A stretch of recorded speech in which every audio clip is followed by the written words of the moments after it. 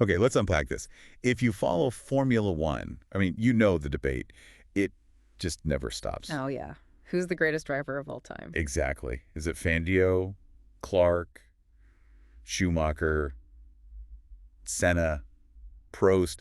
I mean, the list goes on. We throw around names, wins, championships. But comparing them is so tough, right? Different eras, cars that are just worlds apart, technically. It feels impossible. Yeah, How do you really know, just looking at the usual stats? you probably can't. Because those stats points, wins, they're so wrapped up in the car they had, the era they raced in. Someone in a totally dominant car today, well, they're going to rack up huge numbers compared to maybe a super talent from the 50s whose car blew up half the time. Exactly. Those raw numbers don't really isolate pure driver skill. And that is precisely why the source you brought us today is so interesting. Welcome to the Deep Dive. This is where we take your sources, articles, research, whatever you've got, and we dig in deep to pull out the key insights, basically giving you a shortcut to being really well informed. And today, yeah, it's this research paper. Who's the best Formula One driver? An econometric analysis. Right. Not arguing based on gut feel or just wins. It's using economics, specifically econometrics, to try and answer that classic question. A totally different angle. Using stats to try and separate the driver from the car and the time they raced in. So our mission for this deep dive is pretty clear. We're going to explore this whole econometric thing. Hmm. What problem were they even trying to solve here? Mm-hmm. How did they use these statistical tools? And, the big reveal, what ranking did they actually come up with when they crunched all these numbers? Well, the core problem they faced is, fundamental to F1.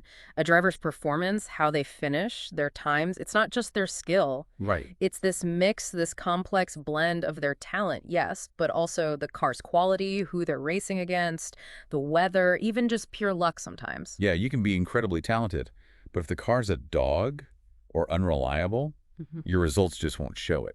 And the opposite is true, too. A good driver in an amazing car can look completely untouchable. Makes you wonder, is it the driver or the machine? Traditional stats like championships won, they don't tell you that difference. Nope. A title is a title, whether you scraped by or dominated because the car was light years ahead. So the paper's goal was to build a model that could, statistically control for those other things. Estimate the driver's talent on its own. Exactly. And they used econometrics, Hmm. which sounds fancy, but it's basically using statistical methods, often used for economic data, but you can apply them anytime you've got complex relationships. Here, the data is F1 race results. Okay, so how do they actually do that? How do you isolate the driver from the car statistically? That seems like the main trick here. It really is the core of it. They use something called multiple regression analysis. Think of it like trying to predict, say, house prices. Okay. The price isn't just one thing, right? It depends on size, location, number of bedrooms, all that stuff. Regression lets you figure out how much each factor contributes while holding the others steady. So in F1, they're predicting race performance, Mhm. and they want to know how much is down to the driver holding the car constant and how much is the car holding the driver constant. Precisely. And the way they represent the driver and the car in the stats is using dummy variables. Dummy variables. Huh? Okay, what are those? Imagine you're modeling if a house has a garage. It's either yes or no. A dummy variable just codes that, usually like 1 for yes and 0 for no. Right. So here they made a unique dummy variable for every single driver in their data set. A Fangio dummy, a Schumacher dummy, and so on. So that variable is on, it's 1 when Fangio was driving that car in that race, Yep. and off, 0 otherwise. Exactly. And that variable is designed to capture that specific driver's underlying talent effect. And the cars, did they do the same? Similar, but even more detailed, they made a unique dummy variable for each specific car in each specific year. Wow, okay. Not just Ferrari, but Ferrari, 2004. That's exactly. McLaren 1988, Williams 1992, you name it. This let them capture the performance level of that exact car package in that exact season, accounting for tech progress, team strength, rule changes over time. That's really clever. So you put the driver dummy and the car year dummy in the same statistical soup. Yeah. And the model tries to untangle it, saying, okay, this result happened with this driver in this car year package. How much was driver? How much was car? That's the idea. And the result, they were trying to predict the dependent variable. It wasn't points or wins. Oh, what was it then? Their race classification, finishing position. Why classification? Well, point systems have changed like crazy over the years, so comparing points is messy. True. Plus, points only really reward the top few drivers. Classification gives you data for everyone, and it's arguably the main goal, right? To finish as high as possible. They felt it was more stable across eras than trying to compare points or even finishing times, which gets skewed by strategy and massive tech leaps. Okay, that makes sense. More data points, more consistent goal. Yeah. But what about DNFs? Drivers crashing, cars breaking. Yeah. Huge part of F1 history. Yeah, they had to tackle dropouts carefully. They made a distinction. Technical dropouts, car failures, basically not the driver's fault, Right. and human dropouts, crashes, spins, getting disqualified, things they attributed more to the driver. So how did the model treat them differently? Technical dropouts were controlled with another dummy variable, essentially accounting for the car letting the driver down. For human dropouts, they didn't just say last place. They assigned something called a counterfactual classification. Counterfactual. Okay, what's that in plain English? It's like a made-up finishing position, but it's deliberately calculated to be worse than the last car that actually finished the race. Ah, so it penalizes the driver for the human error, puts them behind the finishers, but without just sticking an arbitrary high number on them. Exactly. It includes those incidents as a negative outcome for the driver in the analysis. And they tested different ways of calculating this, finding the overall rankings didn't change much. The results were robust. Okay, so driver dummies, car year dummies, using classification, handling dropouts, anything else in the mix. Yep. They also controlled for a few other things. The number of drivers who actually finished the race, because finishing 5th out of 10 is different from 5th out of 20. Good point. Also, weather conditions, they coded that on a scale, and the length of the Grand Prix itself. Right, covering the bases. So we've got the statistical engine built. They fed it data from, 1950 up to 2006? That's right, decades of results. Okay, fire it up. Yeah. What did the model spit out? Who has the most talent, according to this, once you try and strip away the car effect? So the model gives each driver dummy a coefficient. And because they're modeling finishing position where lower is better, a lower coefficient means better estimated driver talent. Lower number, more talent. Got it. So drum roll. Mm-hmm. Who's at the top in their main ranking? Okay, for drivers with at least 40 races under their belt, their preferred ranking goes. Juan Manuel Fangio. Okay, Fangio. Feels right to many. Number 2, Jim Clark. Whoa, Jim Clark at 2. Ahead of Number 3, Michael Schumacher. Clark ahead of Schumacher. That's a big one. Go on. Number 4, Jackie Stewart. Mike Hawthorne. Hawthorne, another early name high up. Number 6, Fernando Alonso. Alain Prost. Graham Hill. Emerson Fittipaldi. And number 10, Jackie X. That is quite a list. Fangio 1, okay. Clark 2, Schumacher 3, Stewart 4. Hawthorne 5 is interesting. Alonso and Prost in there too. Let's dig into some of these placements. Fangio at number 1. Yeah, he comes out on top in their talent estimate. And the paper notes he's also just incredible by the traditional relative stats too. Finished in the points in like 84% of his races, won 47% of them. Almost half. That's insane. 24 wins from only 51 starts. Yeah. And get this, the paper highlights that all his recorded DNFs were technical. The car failed him. He didn't have human dropouts in their data. Plus, he beat tough rivals, often in the same machinery. Just legendary stuff. Okay, Michael Schumacher at number 3. The most successful driver by total wins and titles. Why third here? Well, the paper ranks him as the best from the more recent decades in their sample, definitely. But the analysis suggests a big chunk of his massive absolute success. Those record numbers came from having really good cars, especially during that Ferrari dominance. So the model attributes more of his success to the car package. Relatively speaking, yes. It suggests his underlying talent coefficient, obviously elite, wasn't statistically different from guys like Alonso or Raikkonen, who were racing near the end of the study period. And his relative stats, like wins per race, are actually lower than Fangio's or Clark's. So huge talent, plus maybe the most dominant car era ever, equals those massive totals. Makes sense. Yeah. But Jim Clark, number 2. That's surprising for many. It is striking. Clark was known for just raw speed and car control, and this analysis seems to pick that up strongly. His total counts aren't Schumacher level, but the model estimates his underlying talent slightly higher. Why? What does the paper say? It points out he had tons of dropouts, 28 and 72 races. Right. A lot. But like Fangio, they were overwhelmingly technical. His Lotus cars were fast but fragile. The implication is, when the car actually held together, he was incredibly dominant against very strong competition. So the model sees through the reliability issues to the underlying performance potential. And Jackie Stewart, solid at 4. Yep, Sir Jackie. 3-time champ, ranked best of his era here, and the paper says his ranking holds up really well even when they tweaked the model settings. Very robust result for him. Okay, looking at this top group, Fangio, Clark, Schumacher, Stewart, it definitely gives a different picture than just counting titles. But the paper then throws in a really important statistical caveat, right? About how different these top guys really are. Yeah, this is crucial. While the model spits out a precise ranking, 1 through 10, how certain are we that hashtag 1 is truly better than hashtag 2 or hashtag 3 better than hashtag 7? Statistically speaking. Exactly. And the paper finds that the estimated talent coefficients for the drivers in their top 10 are actually not statistically significantly different from each other. Mostly not even at the 10% confidence level, let alone the usual 5%. So the math is saying they're basically too close to call. Pretty much.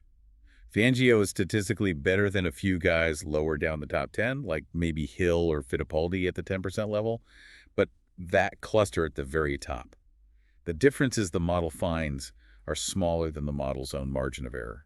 That's fascinating. So while we get a list, the statistics themselves are saying, look, this group is the absolute elite, and telling them apart based purely on this talent estimate is really, really hard. Precisely. It kind of backs up the paper's conclusion. Every era has its superstar. It suggests the peak level of talent might be pretty constant, even if the results look different because of the cars and the context. The peak talent is statistically indistinguishable among the greats. Wow. There's also a broader trend you mentioned about when the top-ranked drivers tended to race. Yeah, you definitely see a pattern. Drivers from the earlier decades, the 50s, 60s, 70s, they tend to rank higher in this talent estimation than the guys from the 80s, 90s, thousands. Why would that be? The paper floats a few ideas. Maybe those early pioneers just were exceptional talents in a way. Or Yeah. maybe the sheer danger back then required a different, maybe higher level of raw ability or nerve. Or maybe the driver matters less today.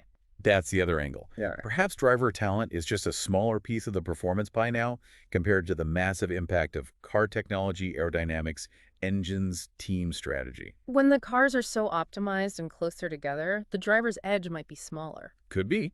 Plus, cars are way more reliable now. Yeah. Fewer technical DNFs means more cars finish.